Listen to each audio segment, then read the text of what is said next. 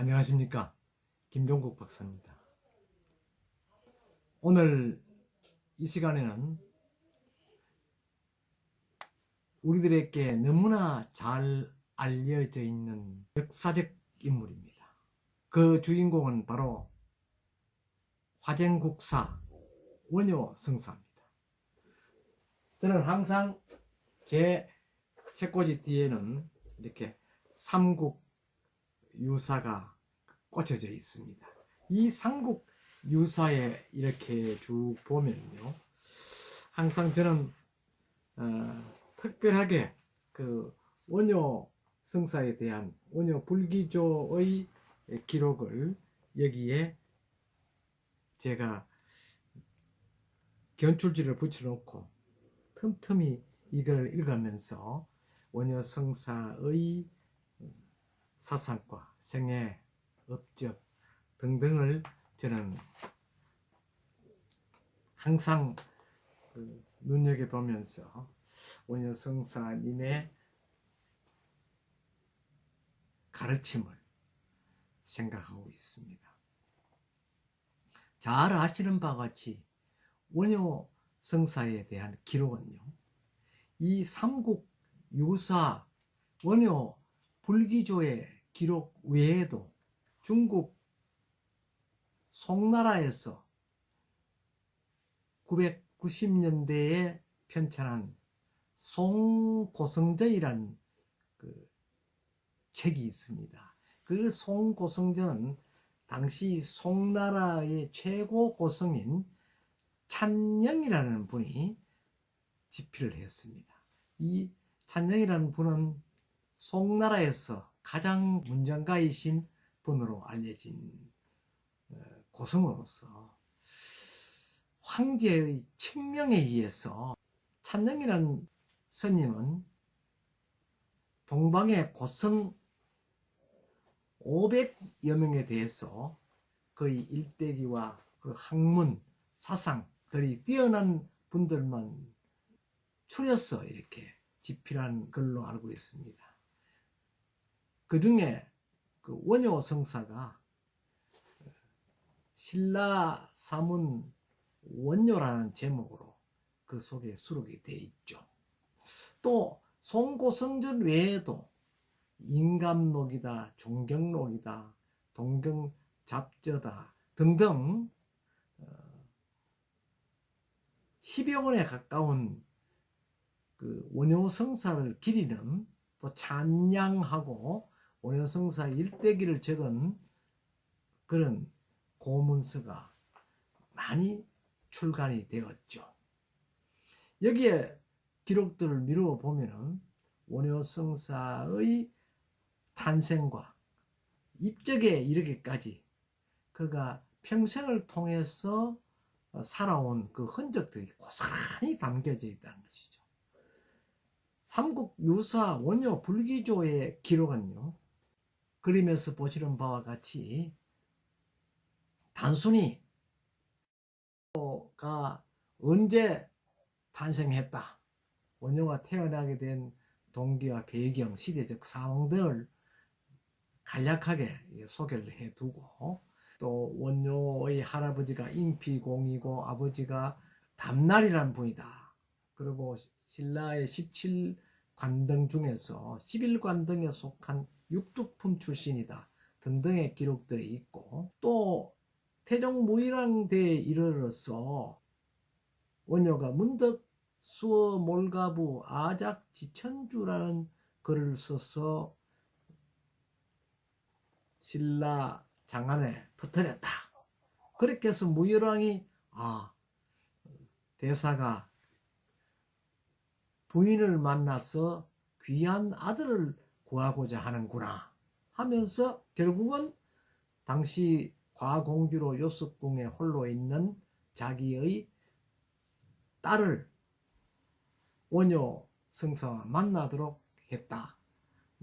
그러니까 결국 그 태종 무일왕대의 원효는 태사공으로서 그 요사이 말하면 부마가 된 것이죠. 이렇든 저렇든 원효는 그로 인해서 파괴가 되었다 하는 것입니다. 본래 원효는 파괴 직전에 33살 때 의상 선님과 함께 당나라의 구법길을 떠났다가 수나라의 국경 수비대에 들켜서 7일 만에 수많은 고초를 겪고 풀려났다 하는 그런 기록이 있고, 그 이후에 10년이 지나서 다시 의상과 같이 당나라의 구법길을 떠나다가 당항선 부근에서 하룻밤을 유숙하게 되었는데, 그 유숙한 장소가 주막도 아니고 그렇다고 해서 큰 그 부잣집에 그 방을 빌어서 사는 것도 아니고, 당시 그 당항선 부근의 군사들한테 쫓겨서 피했던 곳이 바로 그 한 토굴 속에 들어갔다. 기록에는 토감이라 되어 있습니다. 이러한 기록들이 송고성전에 소개가 되어 있다는 것이죠. 그러니 송고성전이 만약 없었다면 지금까지 국내에 전선되는 원효 성사에 대한 이야기는 삼국 유사의 원효 불기조에만 의존할 수밖에 없었다는 것이죠. 그러나 다행스럽게 송고성전이 나오고 또 인감록이 나오고 종경록이 나와서 원효 성사에 대한 어떤 평양적인 그런 부분도 기술이 되고, 또 이를 바로잡기 위해서 고쳐둔 그런 내용도 있고, 이렇게 해서 우선 그 주축이 되는 것이 세 권의 책입니다. 송고성전, 인감록, 종경록, 이 세 개의 책들을 통해서 원효의 행적을 바르게 볼 수 있다는 것이죠. 그 책 속에서 이제 응용된 것이 여러 개 또 뒤따르는 책들이 있고, 거기에서 원효의 사상, 또 원효의 일대기, 그 밖에 원효가 수행하였던 여러 이야기들을 그 글들 속에서 찾아볼 수 있다는 것입니다. 그러니까 상당히 그 중국에서 관심을 많이 가짐으로 인해서 원효 성사에 대한 기록들을 좀 더 그 소상히 알 수 있었다 하는 것입니다. 그렇지 않았더라면은 삼국 유사와 더불어서 지역 경주 일대, 지금은 경산 일대에서 전성되는 설화를 토대로 해서 아마 전성되고 있지는 않았나. 또 그리고 그 후대에 와서 근대 작가들이 소설 형식으로 또 원효 성사에 대한 기록을 좀 각색을 하고 연출해서 이렇게 집필을 해 두었는데, 그 글 속에 픽션이 논픽션으로 되고 논픽션이 또 픽션으로 되고 이렇게 변화를 가지게 된 것이죠. 이래할 즈음에 결국 송고성전이 나왔다는 것입니다. 그래서 원효 성사에 대한 어떤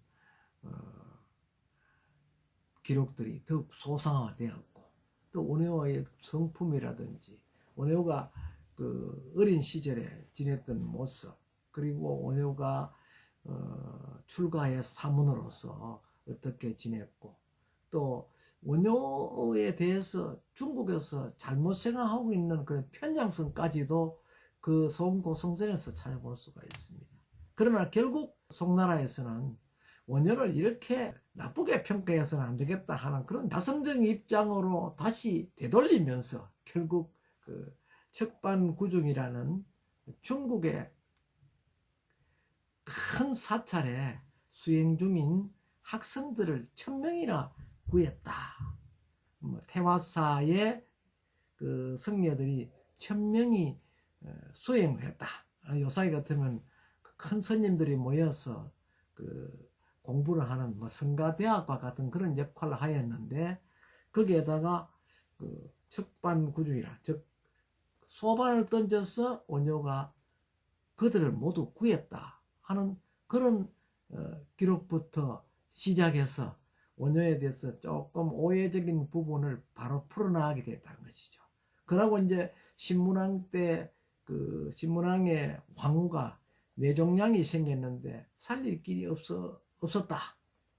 그런데 그 대한대사께서 중국에 가서 약을 구하러 가던 도중에 바다에 용을 만나서 그 용을 따라갔더니 바다에 용왕이 책을 하나 주었는데 그 책을 가져와서 강론하라 하는 그런 이야기를 듣고 와서 왕께 바치니까 신라 도성 내에 있는 고성들 그 누구도 그 책을 해독할 수 없었다.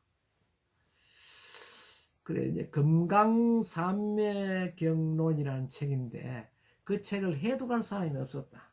신라 왕이 직접 왕명으로 원효한테 그 백고자회에 와서 이것을 강론해달라 요청을 하였다는 그런 기록까지도 송고성전에 있고, 그로서 또 신문왕의 왕후의 그 뇌종양을 고칠 수 있었다 하는 그런 기록까지 수록해 놓았다는 것입니다.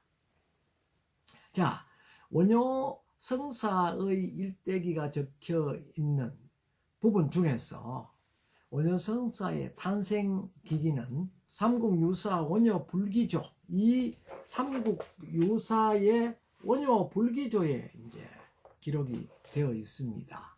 삼국유사 원효 불기조에 보면 성사라는 이름을 썼고, 물론 이제 이것은 고려시대 때 그 이련 선사께서 집필한 책입니다. 그런데 이련 선사와 원효성사는 같은 지금의 경산 출신이기 때문에 뭐 서로 한 500년 정도 그 차이는 나지만은 그 원효성사에 대한 여러 기록들을 이련 선사께서 소상히 알고 있었으리라 하는 생각입니다. 그래서 좀 더 구체화시키지 못했던 것은 삼국유사 속에 출가한 큰 스님을 출가 전의 이야기까지 소상히 하려니까 여러 가지 당사자에 대한 애우 문제와 관련해서 아무래도 조금 신화소를 넣어서 성사원효는 암양군 남불지촌, 그 암양군이라면은 아무래도 그 당시에 압도국이라는 나라가 신라에 패했습니다. 그러니까 신라 5대 파사왕 때 신라와 합병했다 이런 기록이 있거든요. 암양군 남불지초이다. 아마 주를 암양군이라고 그렇게 쓰지는 않았나 저는 그렇게 생각합니다. 남불지촌에 서기 617년에 탄생하게 되는데 그 탄생 장면은 그림과 같습니다. 갑작스럽게 단기가 있어서 원효 성사의 그 아버님이신 담날 선생이 결국 그 원효 성사의 어머니를 자기 그 처가인 경주로 이제 데리고 갔죠. 데리고 가던 중에 문득 그 지금의 여천유곡 쪽에서 북쪽으로 가야만 경주에 갈 수가 있습니다. 그래서 그 북쪽으로 갔는데 처음보다 그 상기가 더 심해서 경주까지 다다를 수가 없었다는 것입니다. 그래서 갑자기 진통이 와서 급한 김에 길섭 위에 있는 밤밭으로 들어가서 남편인 담날 선생의 관복을 벗어서 이렇게 길다랗게 벌려서 밤나무 가지에 걸었다는 것이죠. 그렇게 걸어놓고 그러면서와 같이 이렇게 산시를 만들었다는 것입니다. 만들었는데 이 산시를 만들고는 이제 얼마 후에 거기에서 원효 성사를 출산했다는 것이죠. 원효 성사는 그렇게 해서 이제 거기서 태어나게 되는데, 본래 원효 성사는 어머니의 태몽에서 그림에서 보는 것 같이 하늘에 큰 유성이 가슴 속에 들어오는 꿈을 내리 3일 동안 꾸었다 하는 그런 기록이 또 있습니다. 탄생 기기에. 그 유성도 새벽에 원효의 어머니께서 꿈을 꾸면서 태몽으로 받았다는 것이죠. 그렇게 해서 앞에와 같이 남편은 경주에서 내만한 뱃속에 있었고 원효성사의 모친은 홀로 계시는 시어른이신 임피공을 복량하면서 고향에서 수발을 하고 있었다는 것입니다. 만삭이 되니까 어쩔 수 없이 경주에 가서 친정에서 해산을 하려고 그러는데 그 이유 중에 가장 큰 것은 시어른이 혼자 계시기 때문에 수발하기가 매우 어려울 것이라는 그런 생각에서 아들이 처가로 함께 가서 해산하도록 이렇게 주선을 하였던 것으로 보입니다. 그러던 중에 갑자기 상기가 있어서 밤나무 밭에서 출산했다는 것이죠. 그래서 그 훗날 원효가 태어난 그 밤나무를 사라수다 또 사라유리다 이렇게 불렀다고 합니다.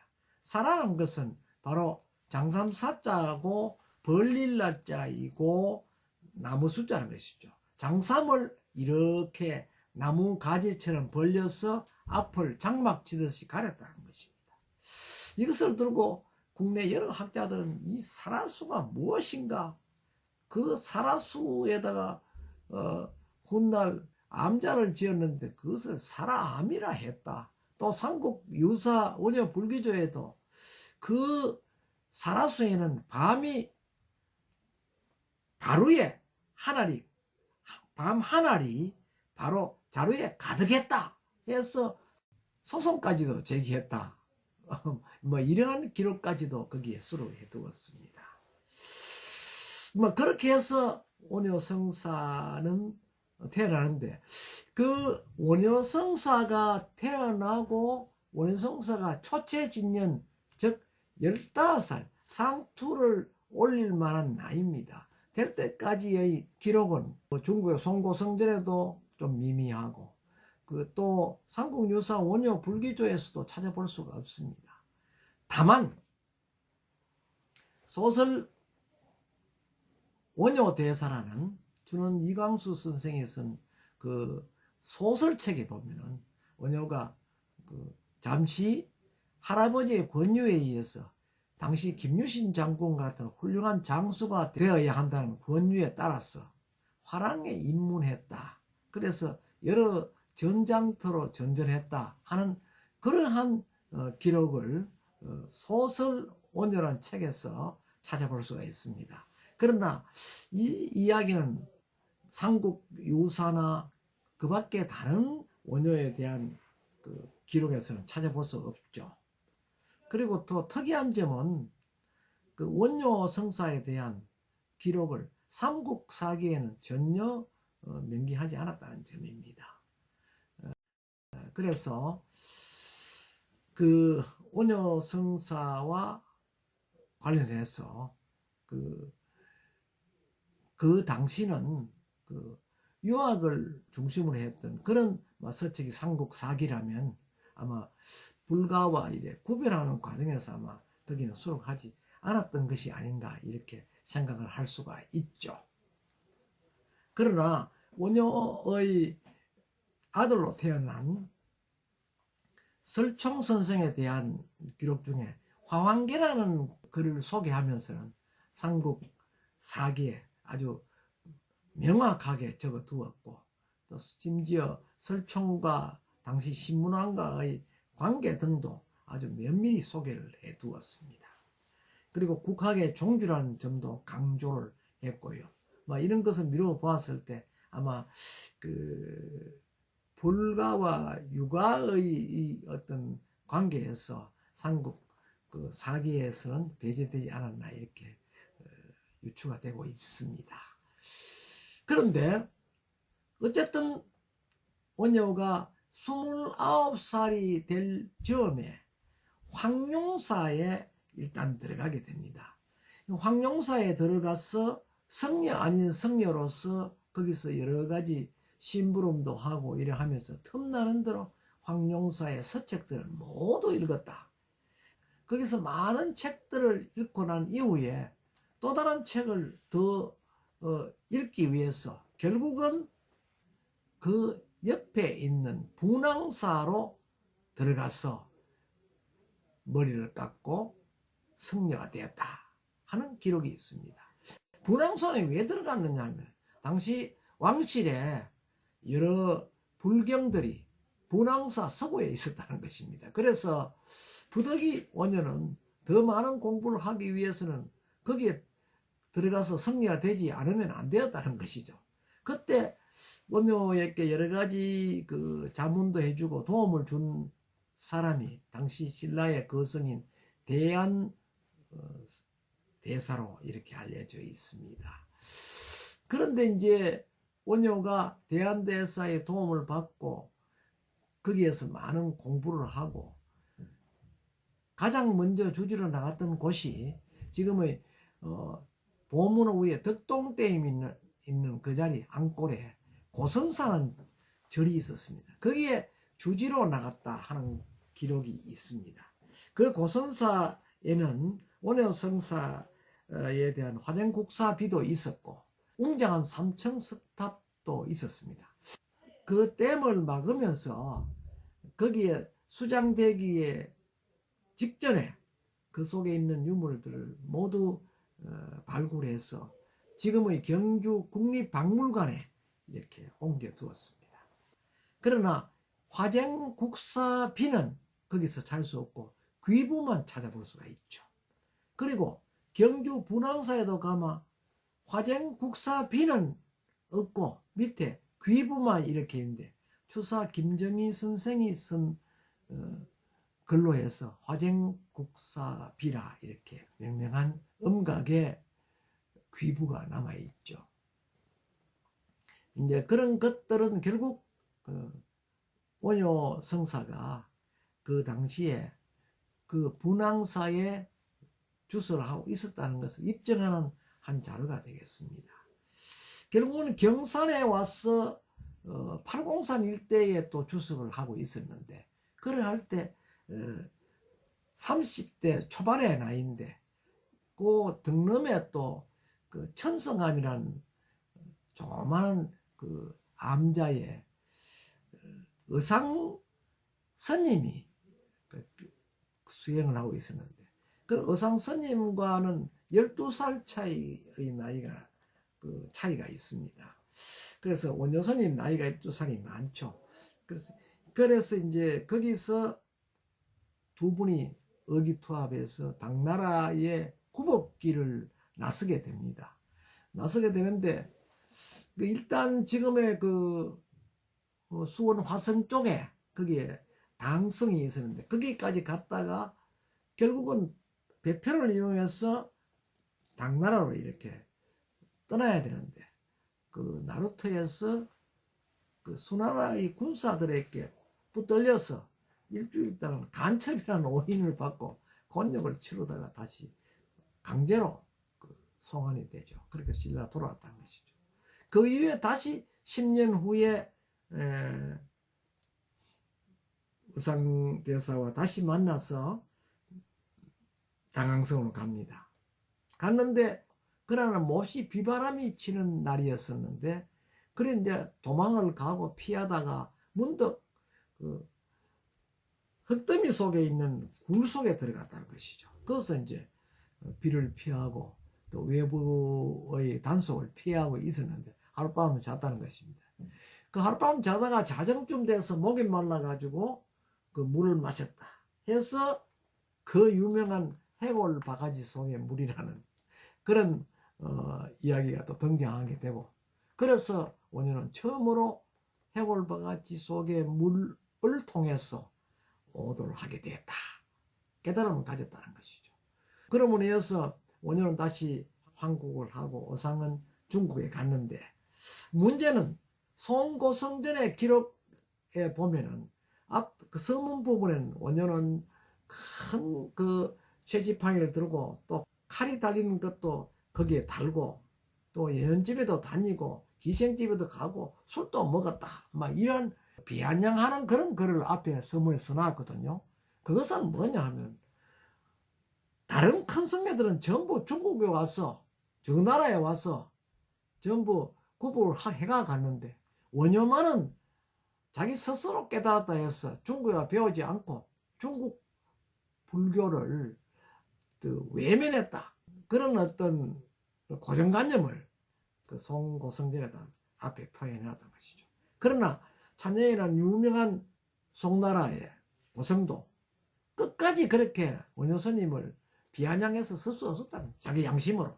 그래서 원효 스님의 그 뛰어난 부부를 결국은 다 적어서 마감을 했는 책이 바로 송고성전 그 신라사문 그 원효에 대한 이야기입니다.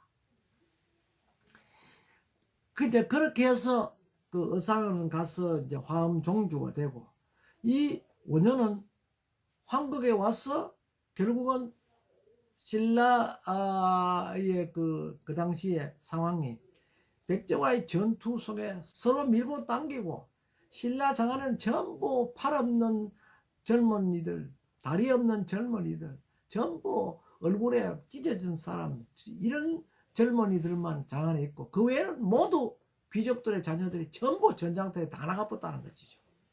그러나 상대적으로 육동포 이하와 그 다음에 저작거리에 나온 비름뱅이의 아들들은 한 사람도 군에 나가지 않았다는 것입니다. 그래서 결국은 그들을 통해서 이제 신라의 그 힘을 좀 높여보자 하는 그런 마음에서, 또 그리고 그 당시에는 소승불교라 해서 극히 귀족에만 제한되었던 그런 불교였습니다. 그것을 대성화시키는 그런 그 일련의 작업을 하게 되었는데, 그로 인해서 희생되었던 것이 바로 파괴입니다. 원효 성사가 파괴함으로 인해서 대성불교를 뿌리 내리게 했다 하는 것이죠. 그 뿌리 내리게 하였던 자리가 곧 자기가 태어났던 사라사가 있는, 또 사람이 있는 거기에서 아버지가 태어난 바로 유곡의 본가입니다. 본가를 헐어서 앞에 큰 현판을 달면서 초계사다, 처음 절을 열었다 하는 그런 현판을 붙이고 결국 그곳에서 그 무예 실천을 하였죠. 거기에서 아마 그 원흉회통 사상도 탄생하게 되고, 또 무예 실천 사상, 또 화쟁 사상 등등 주옥 같은 원효만이 개발한 사상들이 거기에서 그 본불 터지듯이 나왔다는 것입니다. 원효는 그 일대에서요, 현성산, 삼성산 그 일대 줄기에 보면은 그 마치 북두칠성 형태와 같은 작은 남자들을 총총총총 심어 두었다는 것입니다. 그래서 아마 그것을 원효 성사만의 현성산문을 구성하였던 것은 아닌가 하는 생각도 할 수가 있죠. 그러할 점에 포항 오사, 옛날에는 그것을 오사를 하지 않고 항사사라 했습니다. 그 항사사의 그 주지로 있던 해공화상께서 경산에 오게 됐죠. 지금의 경산 와서 뭐 잘 아시는 바와 같이 남천 동학산 그 안골에다가 절을 짓고는 훗날은 경사인데 당시는 그 사찰 이름이 무엇인지 확실하게 기록으로 남아있는 것은 없습니다. 다만 1600년대 1600년 초에 그 영교성이 중창을 했다, 초창은 해공화상이 했다, 이런 기록이 있습니다. 그래서 아마 그 포항에서 원효성사가 파괴하고 처음 포항에 그 오천에 있는 항일사, 그 이제 항사사라기도 합니다만 거기에 들어갔죠. 그래서 그 유명한 여시오의라는 말을 남겼죠. 저 고기가 내 고기다, 이렇게 해서 해공화상과 또 원효 간에 이게 그 서로 다툼이 있었다 하는 그런 기록으로 그 훗날 오살 나오자 고기였자 내 고기다 하는 그런 이름으로 이제 오살하는 사명을 바꿨던 것입니다. 그것은 결국 원효와 해공화상 간에 이루어졌던 그런 그 선문답 속에서 사명까지도 그 오사라 이렇게 바꾸었을 것이다, 이렇게 유추할 수가 있죠. 근데 그분이 원효 성사가 파괴 이후에 그쪽에서 초계사를 열고 있으니까 가까이 있는 동학산에 와서 또 절을 짓고 지금의 경사를 창건했다는 것입니다. 그럼 서로 이제 아마 교본이 많이 있지 않았나 이렇게 생각할 수가 있죠. 그로부터 원효 성사는 전국에 그 다니면서 불법을 전파하고 무려 90여 개에 달하는 암자와 사찰을 창건했다 하는 그런 기록이 있습니다. 아마도 원효성가 직접 그래 창건할 수 없고 제자들이 절을 짓고는 그 은사 이름을 빌려서 원효라는 그런 이름을 붙이지 않았나 하는 생각이죠. 그 원효성사는 기이한 점도 참 많이 있습니다.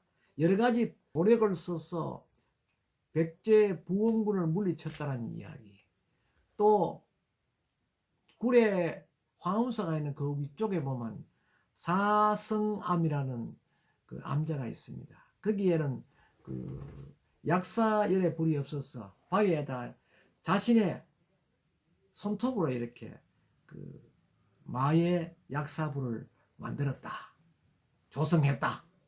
그래 하니까 손이 전부 다 닿다가 피가 막 피투성이가 됐는데, 또 그러면서 기절을 해본데 깨어나 보니까 불쌍한 멀쩡하고 손은 전부 다 깨끗하게 아물어져 있었다. 그 당시에 조성했다는 그 마의 불상이 지금도 그 사성암에 가면 남아 있습니다.